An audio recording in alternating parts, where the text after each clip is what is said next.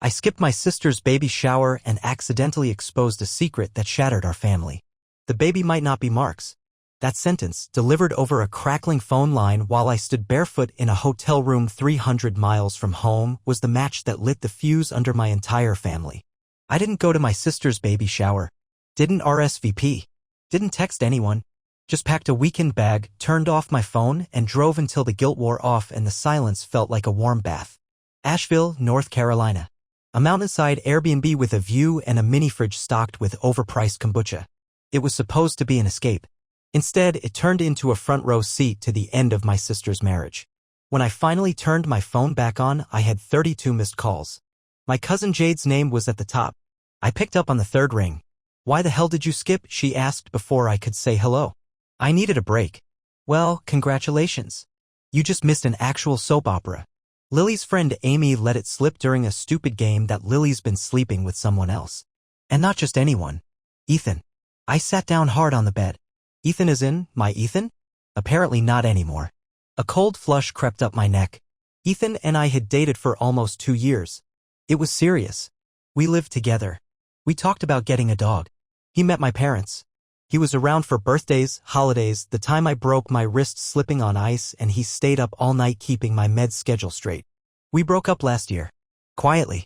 It fizzled. He said he needed space. I didn't ask for details I should have.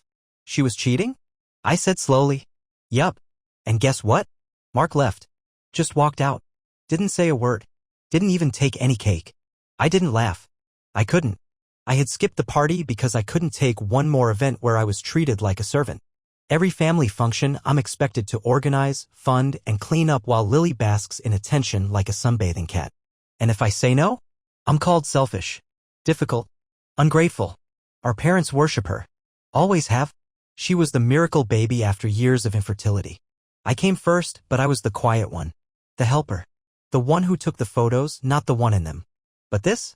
Even I didn't see this coming. "Mom's already blaming you," Jade added. "Said if you'd been there, none of this would have happened. That you could have managed Lily better."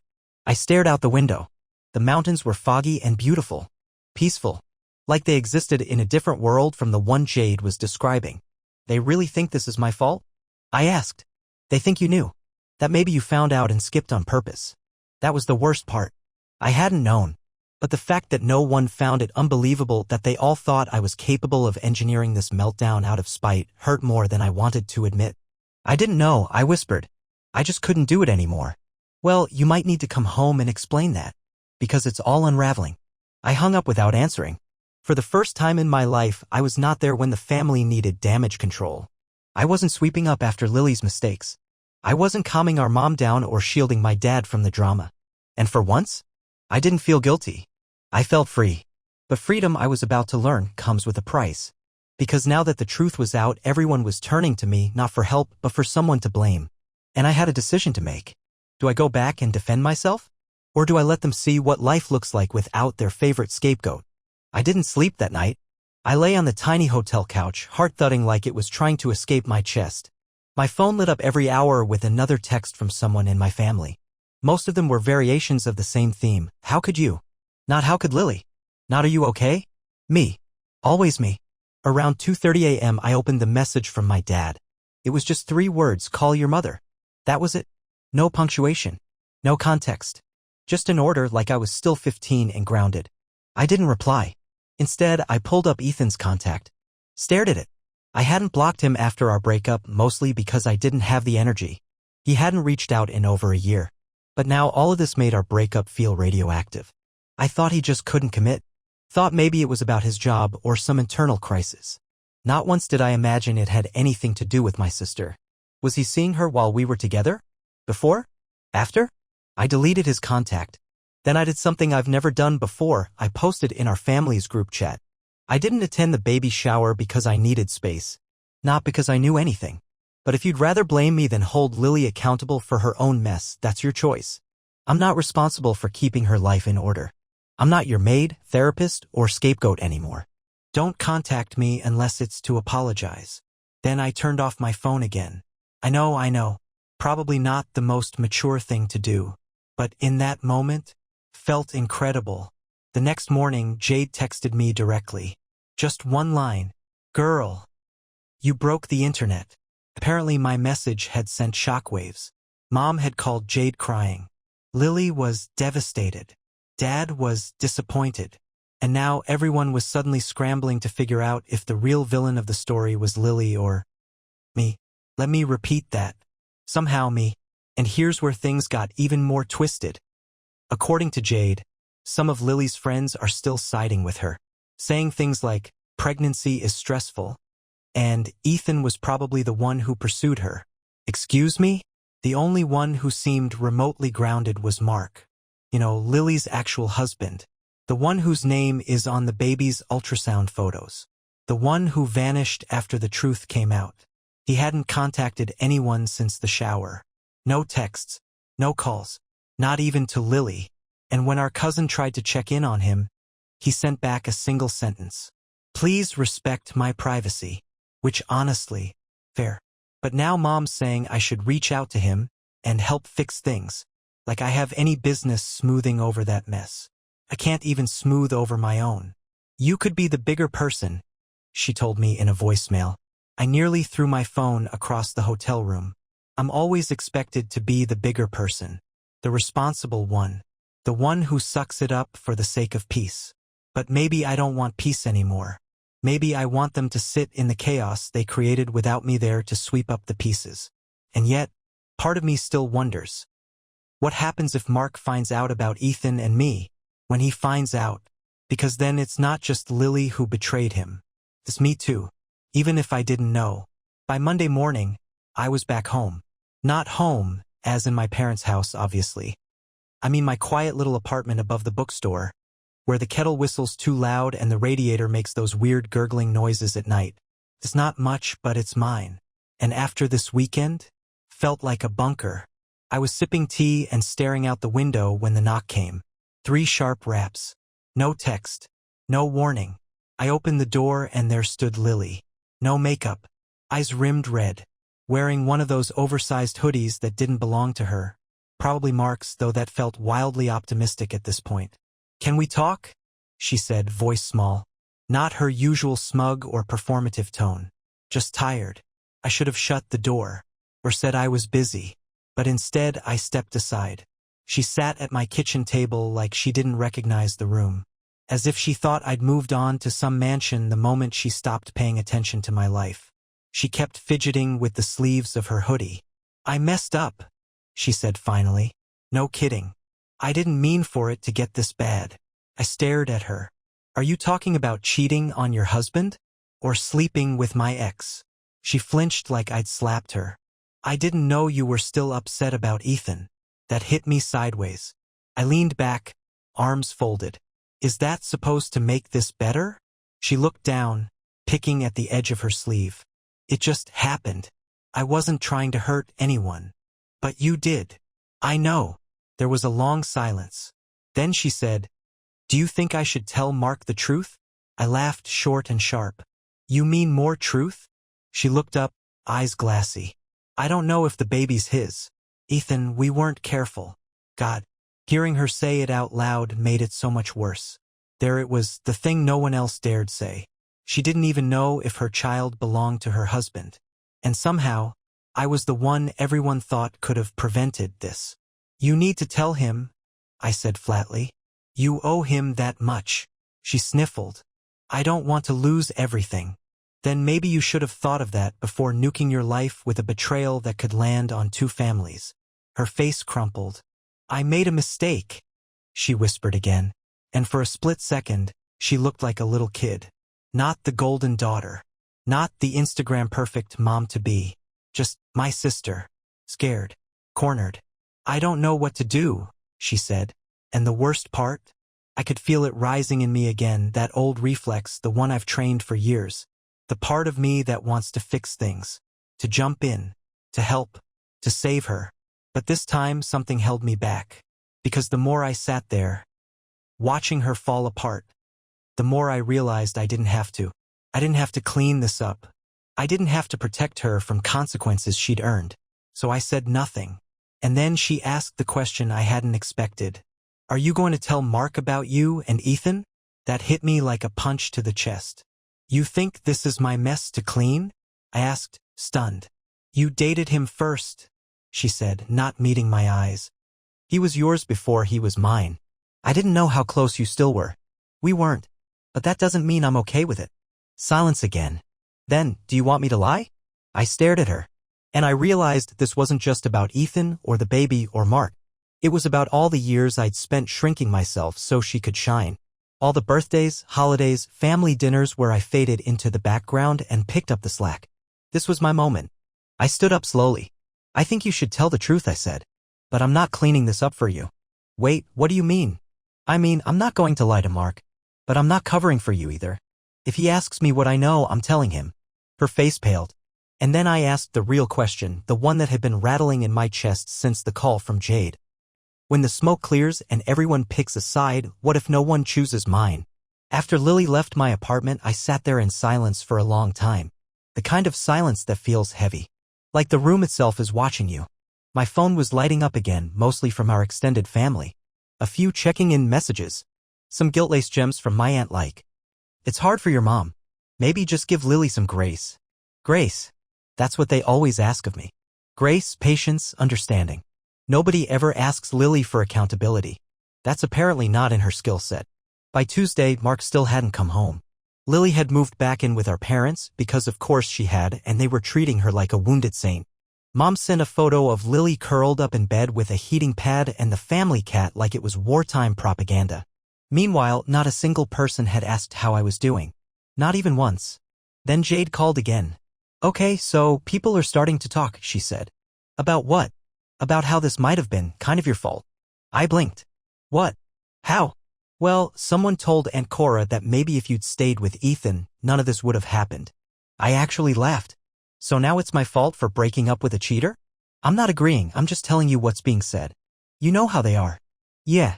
I knew exactly how they were. My family could justify almost anything if it meant keeping Lily's halo intact. And then came the kicker. Jade hesitated before saying, also, there's talk that you encouraged Ethan to go after Lily. Like some twisted revenge plan. What? That's not even, are you serious? Look, I don't believe it.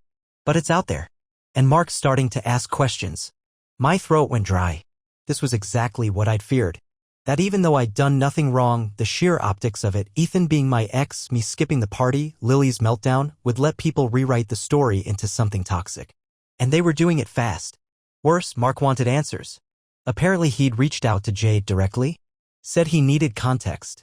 Wanted to understand the timeline. Wanted to know exactly when Lily and Ethan had crossed the line and whether I'd known. I told Jade the truth. I had no idea. Not until she told me. But it didn't matter. Because now I had a choice. Do I call Mark? Or do I let the family keep painting me as the villain? I didn't sleep. Again. By Wednesday morning, I looked like a haunted raccoon, but I dialed Mark's number anyway. My hands were shaking. I didn't even know what I was going to say. He picked up on the second ring. Hello? It was quiet. His voice sounded tired, like someone who hadn't stopped thinking in 3 days. Mark, it's me. I heard you were looking for answers. A pause. Then, yeah. I've got a few. I exhaled slowly. Okay. Ask. Did you know? No, I said immediately. I swear on everything, I didn't know Lily was seeing Ethan. Not until after the baby shower. Another long pause. You dated him, though. We broke up last year. He ghosted me. Said he needed space. I thought it was about him. I didn't know it was because he was already. I trailed off. I didn't know it was her. Mark didn't say anything for a while. I could hear traffic in the background, maybe people talking near him. Then he said something that broke me a little. I'm not even angry anymore. Just embarrassed. Like I was the last one to see it. I felt that in my chest. He cleared his throat. Everyone's treating Lily like she's fragile. Like this is just a bad moment she's having. She lied to you, I said, voice low. She lied to everyone. And now your mom keeps calling me. Your dad too. Asking if I'll forgive and forget. I almost choked. Are they serious? They said she's pregnant. That it's not good for her stress levels. Jesus Christ. Then he asked the question I knew was coming. Why didn't you come to the shower? My stomach flipped. I needed space, I said. I couldn't keep pretending like everything was fine when it wasn't. I spent years showing up for Lily, taking her insults, being the good sister while she walked all over me. I just hit my limit. He was quiet again. You think she's always been like this? Mark, I said gently. She called me a failure at Christmas, because I'm single, and I rent, and I don't have a baby. This isn't new. She just finally ran out of people to hide behind. That landed. I could hear it in the way he exhaled. I'm getting a paternity test, he said. Good. And after that, he trailed off. After that, you don't owe anyone anything, I said. Not her. Not my parents. Especially not me. Another pause. You might be the only person who's told me the truth this whole week. I smiled, bitter and small. Welcome to the club. Before we hung up, he said something that stuck with me. I think they're scared of you now. You finally stopped playing the role. And just like that, the phone clicked silent. I should have known they'd show up eventually. Saturday morning. I was still in my pajamas, heating up leftover noodles, when someone knocked. Not politely, but that kind of hard, "We're not leaving" knock. It was my parents. I opened the door and immediately regretted it. Mom was already crying. Dad had his arms folded, jaw set. The posture of someone who thought this would be the time I gave in. We need to talk, Mom said, pushing past me into the apartment like she lived there. Dad followed, quieter but just as rigid. Is this about Lily? I asked, already knowing the answer. She's devastated. Mom started. You humiliated her. I wasn't even there. That's exactly the problem, Dad snapped. You abandoned your family. I laughed short, dry. Because I didn't want to host a party for someone who's treated me like garbage for years? Mom gave me the full sad mom face. She's going through a lot. She made a mistake. She's made dozens of mistakes. But this one, sleeping with my ex and possibly getting pregnant with his kid while married to someone else, that's not a mistake. That's a demolition. She needs support right now. Then give it to her, I said. I'm not stopping you. Mom sat down on my couch like she was settling in for a performance. This isn't just about Lily. It's about you. You've changed. You're bitter. Selfish. You used to care. No, I said calmly. I used to bend. Dad spoke up then, voice low but sharp. We've never asked for much. You asked me to plan her wedding. You asked me to pay for her shower. You asked me to drive her to appointments because she was tired. You asked me to be quiet every time she called me a failure to my face. You asked me to vanish, as long as I made her look better by comparison. Mom stood, face flushed. She's your sister. And I'm your daughter, I said, voice rising. But that never seemed to matter. Silence. A heavy one. Then Mom asked, Are you really going to let this family fall apart over this? And that was the moment something shifted in me. No, I said. But I'm not the one tearing it apart. I opened the door. They didn't move. Out, I said, quieter now. Unless you're here to apologize, you're not welcome. Mom looked stunned. Dad looked tired. Eventually, they left. And I sat back down on the couch, heart hammering. For the first time, I had said it. Out loud. In the open. I wasn't part of the machine anymore. But as the door clicked shut behind them, a chill crept in. Because standing your ground feels a lot like standing alone. 3 days after the blow-up with my parents, a plain white envelope showed up in my mailbox. No return address. My name written in familiar handwriting, Marks. I stared at it for a full minute before tearing it open. Inside was a short letter, written in sharp, careful pen strokes. The results came in. I'm not the father. I moved out yesterday. Told Lily I want a divorce. I'm sorry. For everything you've been dragged into. For the stories people are spinning. For not seeing through her sooner. I don't blame you. Actually, you're the only one I trust at this point. If you ever want to talk, I'm around. Mark. I sat on the couch and read it again. And again. My hands were shaking, but not from nerves. From relief. He knew. He believed me. Someone finally saw Lily for who she was, and saw me as something more than the fixer, the background character in someone else's story. I folded the letter slowly, then looked around my apartment. The walls were bare except for one framed photo on a shelf. Me and Lily, age 8 and 6. Halloween. She was a fairy, I was a vampire. Even back then, she glowed, and I lurked behind her. It used to make me smile. Now it just made me tired. I texted Jade. Me? He's not the father. Jade, I know. It's all over the family chat. People are acting like they're the victims now. Of course they were. Suddenly, the same relatives who'd shamed me for skipping the shower were shocked, betrayed, concerned about Lily's mental health. But no one, not one of them, had called to apologize to me. And for once, I didn't feel the urge to chase their forgiveness. Instead, I pulled out my phone and drafted a message to the family group chat. Not angry. Not sarcastic. Just simple and clear. Now that the truth is out, I hope you'll all stop spreading lies about me. I didn't destroy this family. I just stepped out of the role you wrote for me. I won't be attending any more events for a while. Please respect that. I hovered for a second and hit send. Then I turned off my notifications. For the first time in forever, I wasn't trying to explain myself. It was raining the day Lily showed up again. She looked worse this time. Puffy eyes, skin sallow, mascara smudged like she hadn't even tried to wipe it off. She wasn't wearing the fairy princess glow she usually had. Just a soaked hoodie, flip-flops, and desperation. I didn't open the door. Instead, I pressed the intercom. What do you want, Lily? A pause. Then her voice cracked through the speaker, small and hoarse. Can I come in? No. I just want to talk. I said everything I needed to, I replied. And you didn't listen. She let out a shaky breath. Mark left. He's really gone. I know. You told him, didn't you? I laughed bitterly. You're still trying to make this about me? A long silence. Then she said something I didn't expect. You were always the one holding this family together. Not Mom. Not Dad. You. I didn't respond. I think I hated you for that, she continued.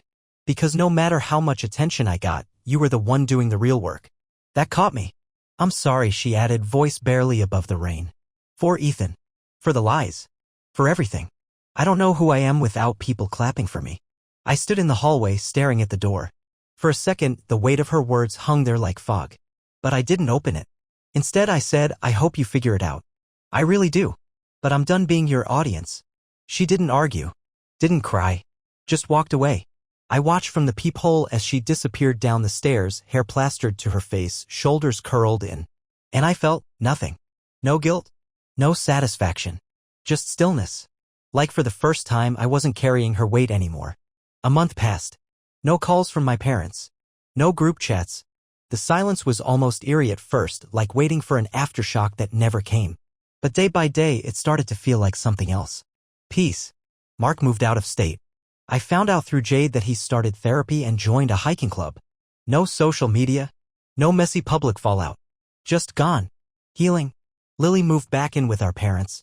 According to family gossip, she's taking time for herself and focusing on the baby. Whatever that means. She hasn't reached out again, and I haven't reached out either. I don't think I will. Some of the cousins who once parroted my parents' nonsense are slowly drifting back, testing the waters. Sending me memes, casual, "How've you been?" messages. I don't answer most of them. And that's the beauty of it, really. I don't have to. I don't owe anyone my time anymore. The family that always expected me to fix everything finally had to face what happens when I stopped playing that part. But the real twist? I'm not angry. I thought I would be. I thought I'd be furious forever, full of resentment and bitterness. But I'm not. I'm just done. And that's a different kind of power. Quiet. Steady. Mine. Last night, I pulled out an old photo album, the kind with curling edges and that weird smell of dust and glue. I flipped through pictures of birthday parties, holidays, family reunions. In all of them, Lily's front and center, laughing, glowing. But in the corners? I'm always there. Cleaning. Carrying a tray. Adjusting someone else's outfit.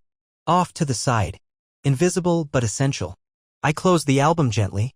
No tears. Just a quiet promise to myself. From now on, I'm done being the background. Update. 6 months later, I'm sitting in a coffee shop downtown, watching the rain slide down the windows and my phone buzzes. It's an email from Mark. Short. Kind. Just wanted to let you know I'm good. It's taken time, but I'm getting there. And I hope you are too. Thanks for being the one person who never lied to me. I smile, finish my drink, and step outside into the soft gray drizzle. No umbrella. No hurry. For the first time in my life, I walk slowly. No one to carry.